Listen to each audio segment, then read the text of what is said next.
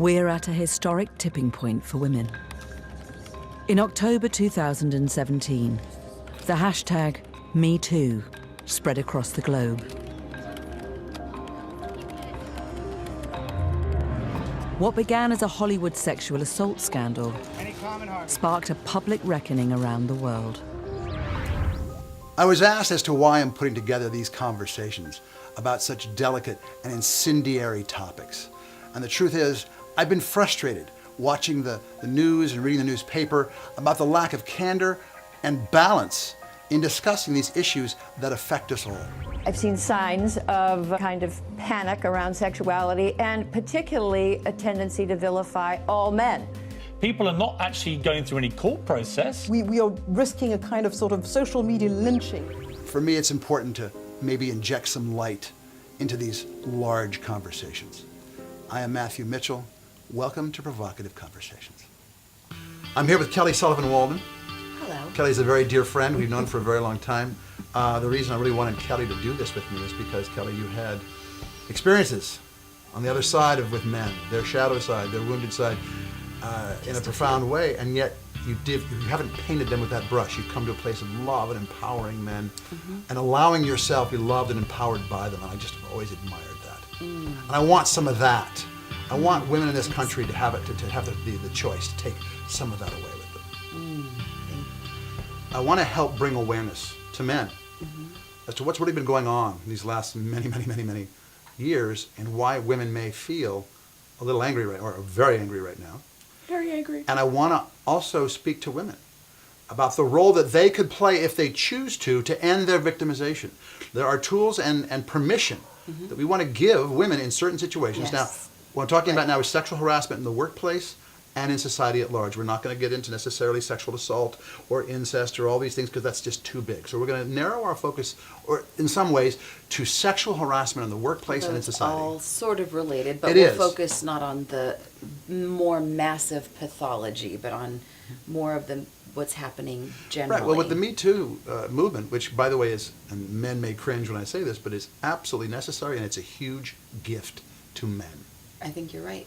And Thank when men you for saying that, by the way. And when men stop resisting it and see what's really behind it, and they make the appropriate adjustments, it's going to not only serve our society, but it's going to serve us as men. Women's liberation is man's salvation. Woo! Absolutely. And That's a hashtagger. And we will That's talk good. about that in greater detail as we go on. But that is my intention here. But it's going to be there's going to be some awkward moments, and if people are watching this and they feel themselves become activated, instead of starting throwing darts, look within yourself and say, why am I so activated? Or throw darts, if you must. I mean, actually, I was talking to somebody the other day. The question was, what do I do with my rage? And I want to also set my intention, but I want to say this. I feel like most of us, let's just say most women, and probably most men too, don't know what to do when we're activated. And we will get to that. But with your permission, Kitty, I'd like to start with the impetus for this, because I think it's important to me, and it may resonate with a lot of men. I was raised by an incredibly brilliant, accomplished mother who did great things in her life before she passed. I had 4 sisters I was raised with, 1 blood sister and 3 step. And then I married a woman, and I have a lot of friends who are very conscious, very empowered, very centered and grounded women. And I'm very comfortable around women. I'm comfortable around accomplished, strong, wise women. In fact, I prefer it. That being said, as I watch the things on the news and on television and the anger coming up, my first reaction was, hey, we live here in America. This is a free country. Women now outnumber men in universities. Women are touching every single aspect of our society. We had a female candidate for president last election. What's the hubbub? If you don't like it, just do something about it. Why all this anger? And it was a selfish and lazy response. When I realized that I wanted to talk about this. And thank you for saying that. Of course.